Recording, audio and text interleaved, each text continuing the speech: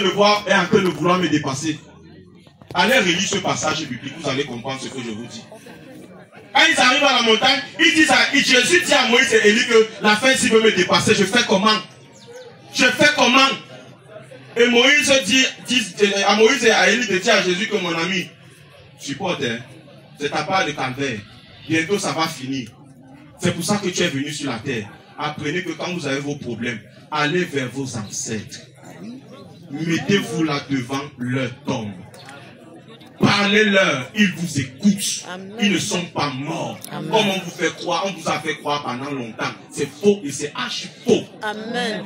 Vous allez sur la tombe. Moi d'ailleurs, j'ai mes enfants, quand ça ne va pas souvent avec eux, parce que moi je suis un peu exorciste, quand ça ne va pas, je leur dis, va sur la tombe de ton père ou sur la tombe de ta mère. Je te donne de l'eau. Je te donne du sucre. Moi c'est comme ça que je fais. Je te donne de l'eau, je te donne du sucre. Si tu peux, achète les fleurs. Va déposer sur la tombe. Quand tu arrives avec de l'eau, tu verses de l'eau tout autour de la tombe et tu verses du sucre tout autour de la tombe. Question de les nourrir. Ils ont besoin de ça.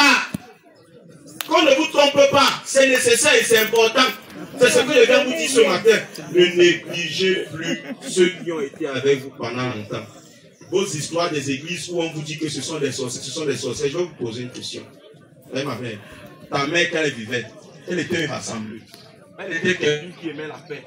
Elle était quelqu'un qui était comme ça. C'est quand elle meurt, comme vient te dire qu'elle est fâchée, c'est pour ça que tu as fait l'accident. Donc son vivant elle ne se fâchait pas. C'est quand elle meurt qu'elle vient se fâcher. C'est faux. J'ai dit, c'est faux. Apprenez à aller communiquer avec ceux qui sont morts. Apprenez à aller parler avec eux.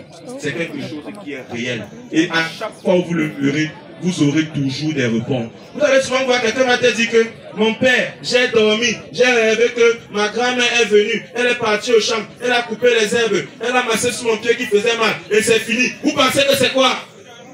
Ça existe. C'est elle qui est venue te sauver. Mais vous êtes là. Surtout les chrétiens catholiques, saints te perpétuent. Regardez loin là, ils sont enterrés là-bas. Regardez loin là-bas. Le temps qu'ils voyagent pour arriver ici. Et pourtant, tu as ton grand-père. Tu as ta grand-mère qui est là, zéro, pas, tu ne l'appelles pas, tu ne l'invoques pas. Sortez de l'ignorance. Sortez de l'ignorance. Apprenez à invoquer vos ancêtres. Apprenez à invoquer ceux qui sont auprès de vous et ceux qui sont très proches de vous pour vous venir en aide. Peu importe la situation. Moi, en tant que prêtre, je ne peux pas passer une semaine sans invoquer mon grand-père et ma grand-mère qui ne sont plus là.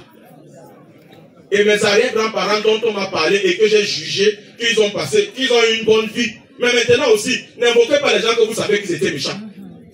C'est ça l'inconvénient. Vous invoquez ceux que vous savez qu'ils étaient méchants. Vous dites qu'ils n'avaient pas une bonne vie. C'est que vous n'aurez que la méchanceté en retour. Il faut invoquer ceux que vous savez qu'ils ont eu un bon vécu de leur vivant. Que dans leur vie, c'était bien, c'était des personnes bien.